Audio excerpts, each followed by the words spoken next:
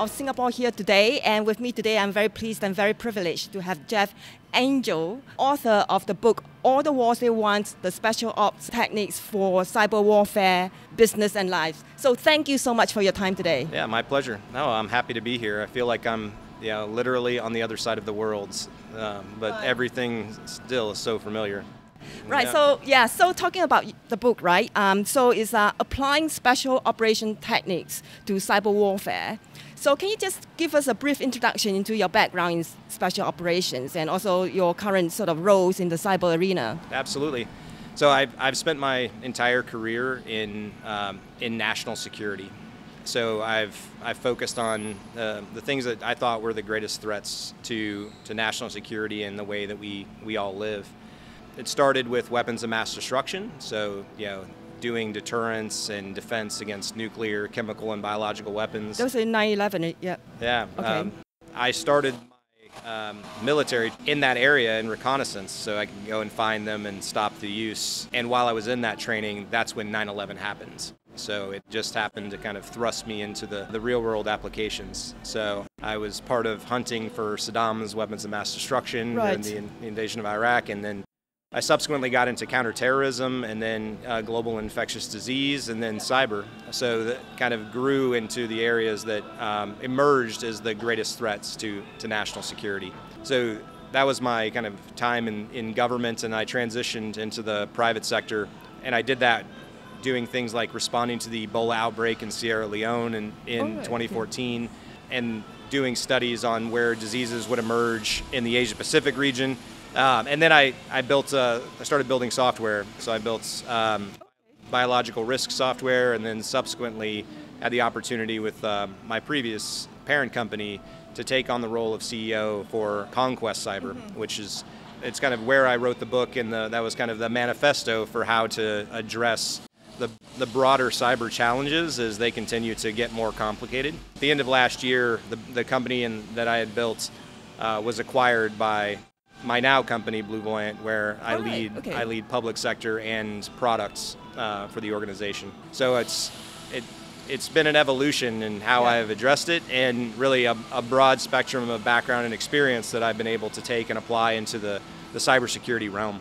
Yeah, so talking about your book, right? Can you just give us some ideas of the inspiration behind the title? I believe that you were trying to instill some form of passion into our sort of corporate lives or our daily lives. Absolutely. So all the war they want is a variation on a quote. And the quote is, war is the remedy our enemies have chosen, so let's give them all they want. It was a quote by an American general several hundred years ago. But the messaging behind it is, if our enemies are choosing to fight, then we need to fight that much harder. The book is really taking that as kind of the premise, providing a guide to how we can build and support the mission of becoming cyber resilience in our critical infrastructure sectors and governments around the globe. Right, and there are a few themes coming out from your book, and one of them is break the rules. Yeah, but of course you are not advocating for breaking rules, you are advocating for having some understanding of why the rules are there. Absolutely. It's about understanding rules to a point where you know when to apply them and when to deviate, because rules like traffic rules and anything else, they're there to guide everyone so we can be predictable in the way that we operate, the way that we drive, on which side of the road we drive and what speeds. And that predictability, when you're in conflict, is an asset for the adversary. So the enemy can use the fact that they can predict your behavior, based on the rules that you follow in your normal life, that some of those you need to understand them, but you need to understand when you need to take an alternative approach, when you need to be able to outwit and outposition against your adversaries. Right, and of course, in Singapore, and where is a country where we have a lot of rules, right? For example, do not litter, and which is a very simple rule, which I think everybody understands.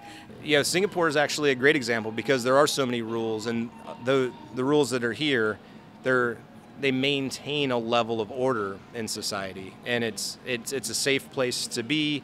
People are comfortable here. You have people from all around the world that want to come and visit and engage in Singapore, both personally for vacations and holidays, as well as from a business standpoint, because there's a level of stability here that that you don't find in many places around the world. And a lot of that is because of the acceptance societally of those rules and people's adherence to them. And everyone knows coming to Singapore that the rules exist here, and it's not a deterrent at all. But there's also some things that Singapore does that really break the broader geopolitical rules that allow for the stability here. I was listening to an ambassador the other day at the ambassador to the UN, very, very, very famous Singaporean, and what he talked about was Singapore being the size that it is and the place that it is within the globe.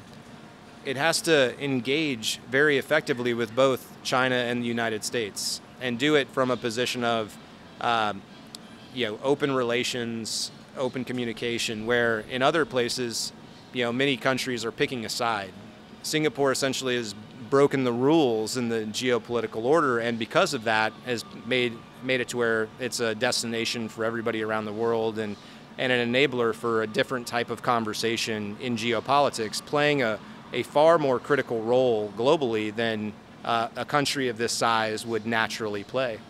And that comes down to having the order, having the discipline, and also having the perspective that is not the norm within the other 143 to 190 countries around the world, and how they engage with their neighbors. Right, unconventional thinking is a very big part of your book, isn't it? This message, right? I'm going to ask you more questions about that in the area of cybersecurity and critical infrastructure, because that's an area where there's lots of government regulations, and some of them are quite ambiguous. So we're interested to get your thoughts on that. Yeah. But the next theme that you also highlight in your book is cultural accountability. Yes. And you mentioned that you started your career with weapons of mass destruction, and that was about 2.5 decades ago, right? And since then, we have the great financial crisis. We've had quite a lot of cybersecurity incidents, and all these have generated conversations around governance and accountability. So how does your sort of cultural accountability fit into this sort of wider conversation? So if you think about how regulations are formed, it's typically you have a significant problem that's widespread within society, and then the government intervenes and figures out, well, what specifically do we need to require of society? What rules do we need to put in place to be able to protect against that thing that already happened? So it significantly trails the realization of risk. Bad things have to happen before regulations respond. So cultural accountability becomes really important, because if you are, as an organization, are waiting for a regulation to be established before you put the protections in place, you have several years of being at risk of the same types of attacks that you could respond to immediately. So cultural accountability actually needs to supersede compliance with regulations and rules and laws. Yeah, there's a lot of conversations around, the tension between the IT teams and the cybersecurity teams, and how to breach that kind of a cultural divide, and also instill some form of accountability, the tone from the top, right? Getting the board level management to understand that risk management, like you say, it's not just about the old-fashioned financial risk, but it's also about cyber risk management. But before we come into that, right? So taking a step back into your career, before you come into the cyber arena, obviously you have a lot of experience with kinetic warfare, and now you are in what we call operations in the cyber arena. How do you see the common threats or common vulnerabilities, in these two worlds? Yeah, so I view areas like emergency management, construction, multi-domain warfare as being very similar to cyber, but they're much more mature in their understanding. What I've witnessed in cybersecurity is that disconnect, as you mentioned, between the IT teams and the board and the C-suite and the security teams. It exists everywhere at some point in history, but they moved past it to realize that the fire trucks and the emergency operations center and where you put your fire hydrants and how you build your buildings are all a connected ecosystem that you need to make decisions based off of all of those implications. And that's just risk management. It's just effective risk management, but there's a lot more experience and a lot more history. And in cybersecurity, what I've seen from now, there's starting to be a conversation around risk management and resilience in cyber, but it's almost like they're starting from scratch rather than learning the lessons from history and all of these other areas that are very, very similar. I'll give you an example of, you have an operational technology that supports water treatments, and you have an intern who has a laptop that's only working on non-sensitive data types. The same vulnerability can show up on the two computer systems, but the risk that's posed by that vulnerability is exponentially different. And if you're just in security, all you see is a vulnerability with this level of risk score.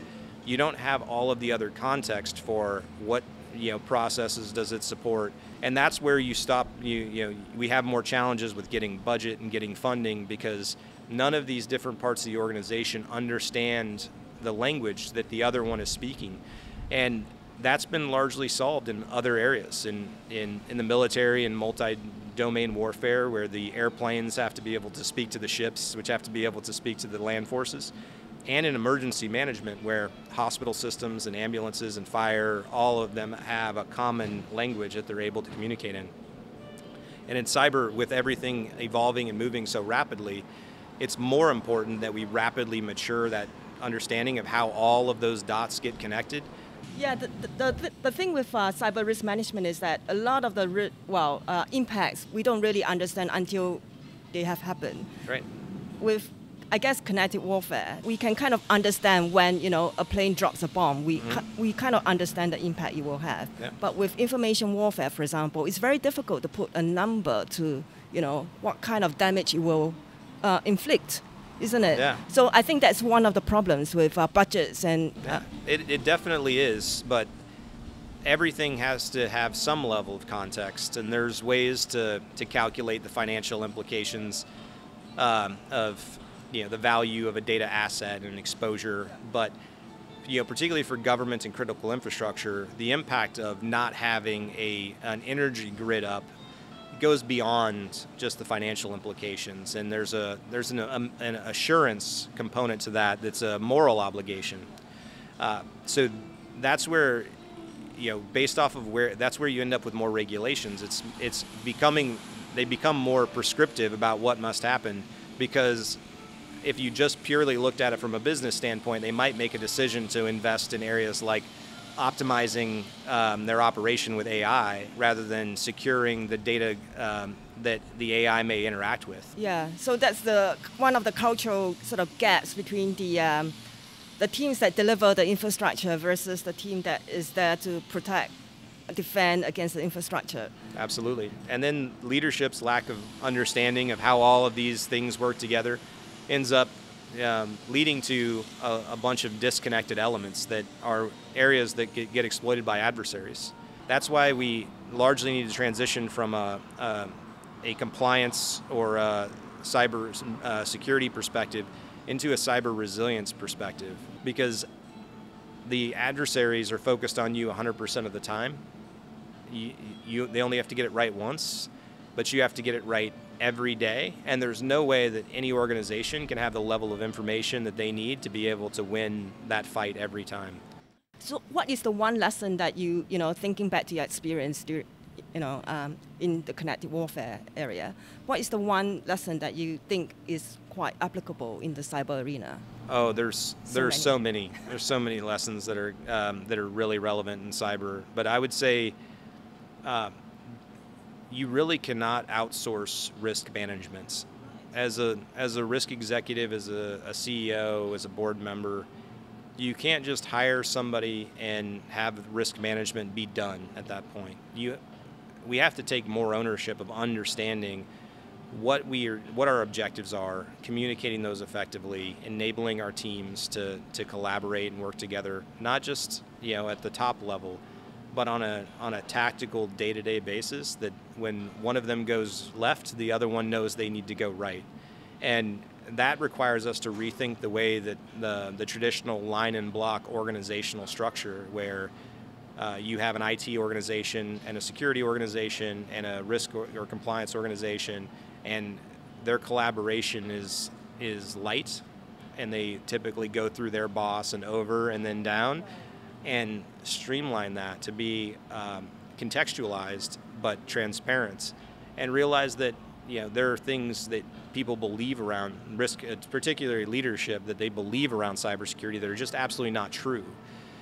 You can't patch every vulnerability with, you cannot update every operating system in the right time. You can't afford to back up every system in a way that is effective at cutting over in every scenario.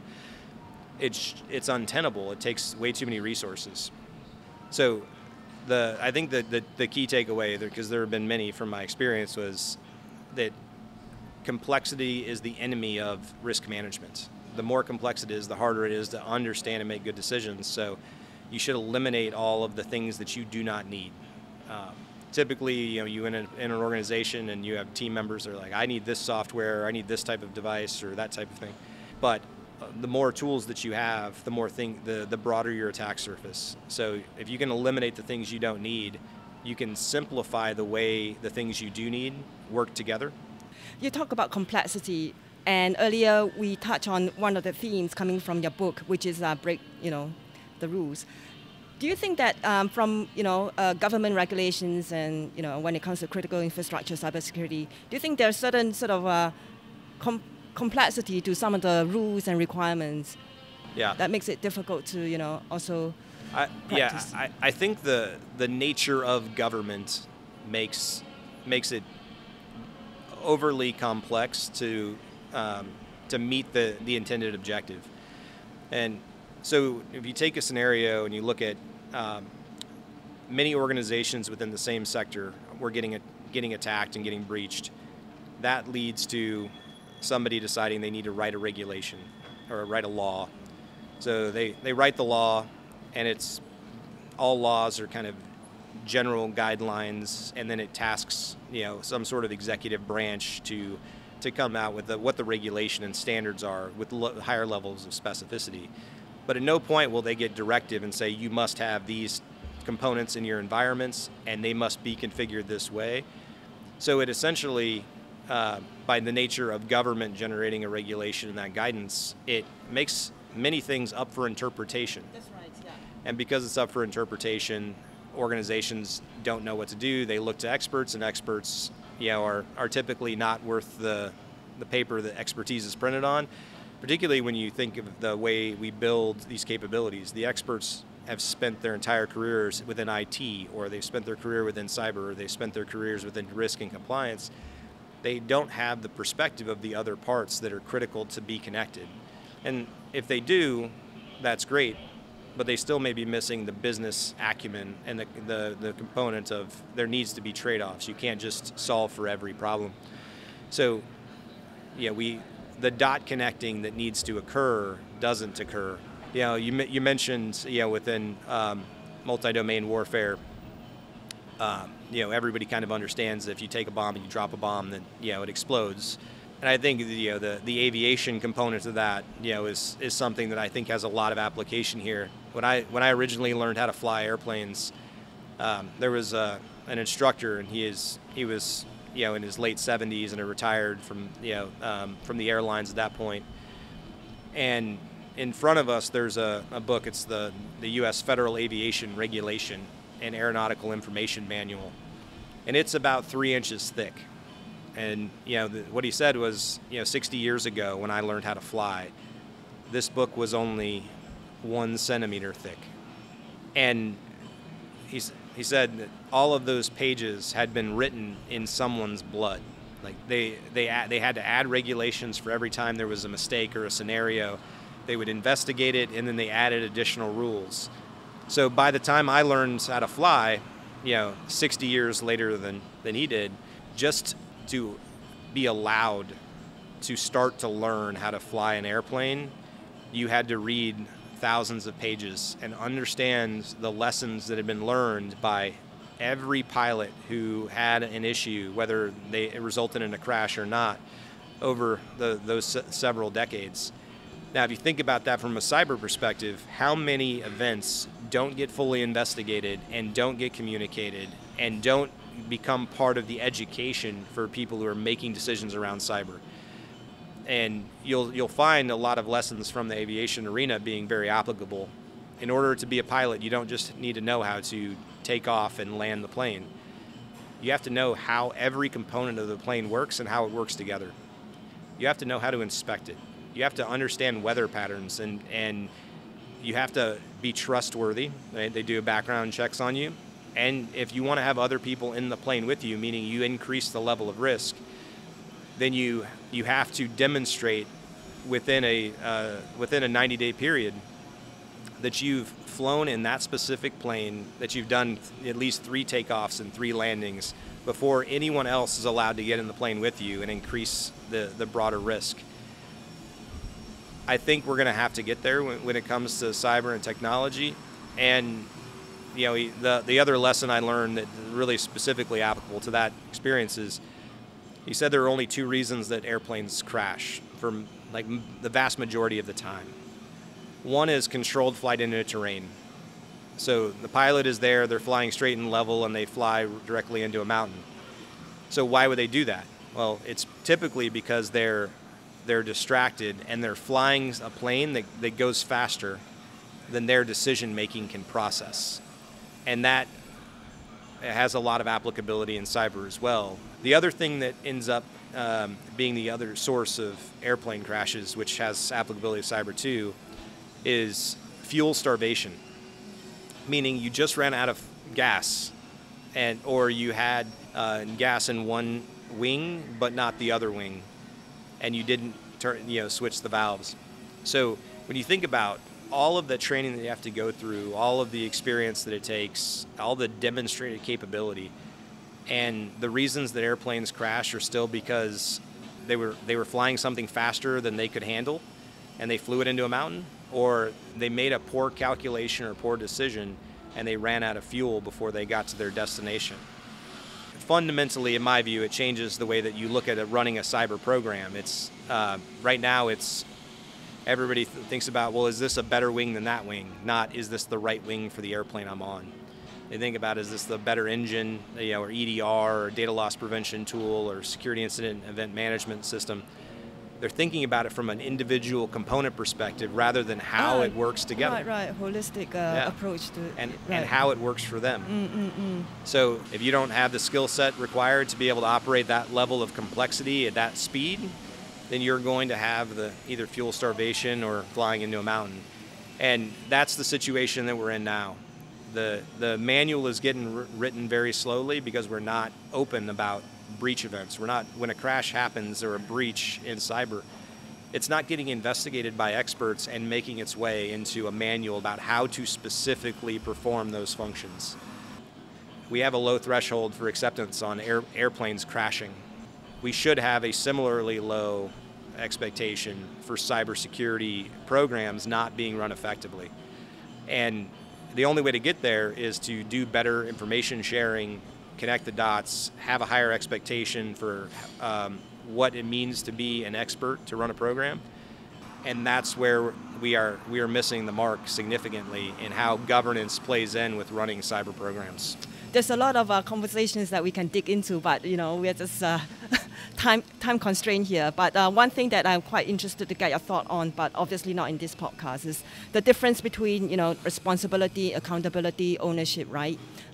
Because your aviation example, I could think in my mind that all the 3 components are sitting in the same person.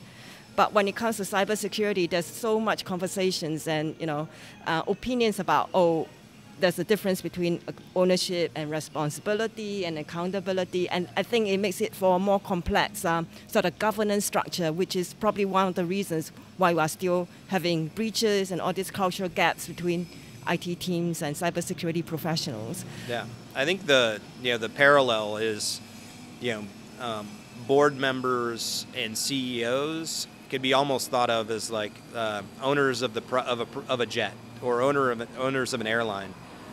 The pilots, are supposed to be your CIOs and your CISOs, and the owners don't necessarily have to know how to fly that 757, but they need to know how airplanes work, what resources and support are needed to be able to make it to the destination, what type of maintenance and precautions need to be made, and they have ownership over making sure that those things are done well and the pilots aren't showing up drunk from the night before or without sleep.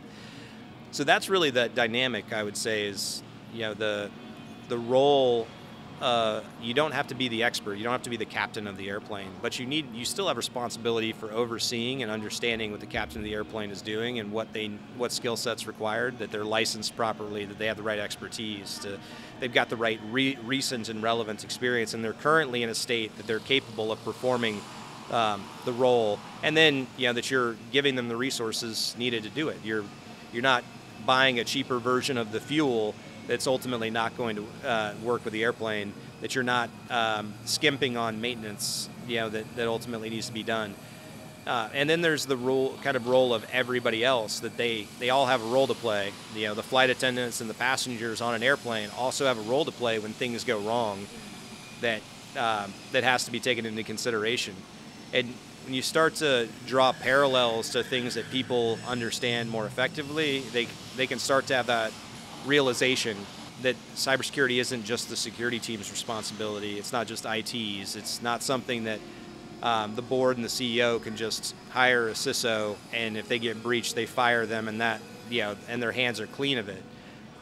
And you can't just do cyber insurance. You can't just insure the airplane if you're going to be flying on it. Right? You still the risk is more than just the replacement of the airplane. You have other things that you care about, and that's where risk management really has to come into play. Yeah, I'd love to pick your brains on the difference between responsibility and accountability as well. I think that's also a topic of a lot of contention as well. But I'm afraid that we are sort of running out of time.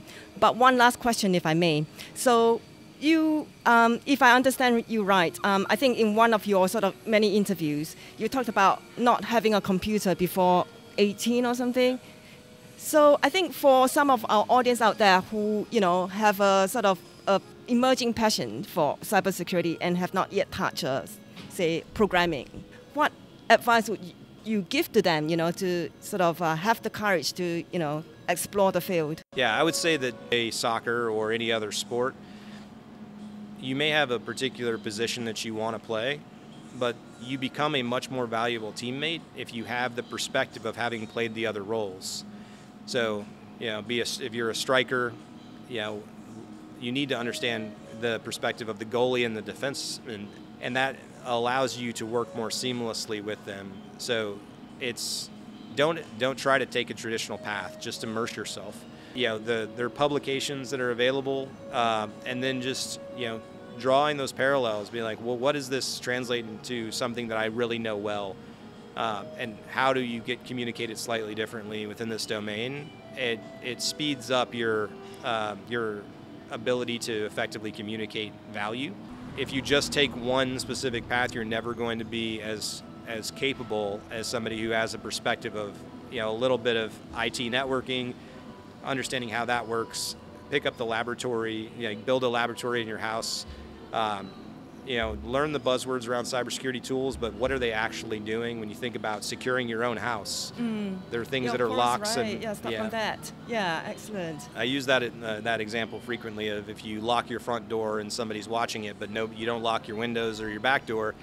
The bad guys are going to go to the front door and they're just going to walk around the back and get in. That context and the way that the brain functions, if you believe that you have relevant understanding experiences in your life, which everyone does, that can be translated, then you can take away some of that fear, that uncertainty around jumping in and learning about cyber. Just because you can't see it, feel it, touch it in the same way that you can in the physical world, it doesn't mean that it's not fundamentally the same. Right, and you are president of Cyber Conquest. What is your number one sort of takeaway for young people out there? We need you. Right? Okay. We absolutely need everyone to foster a culture of accountability. So if you think about here in Singapore, the rule is not to litter, but it's not just that it's the law and a policeman's going to stop someone.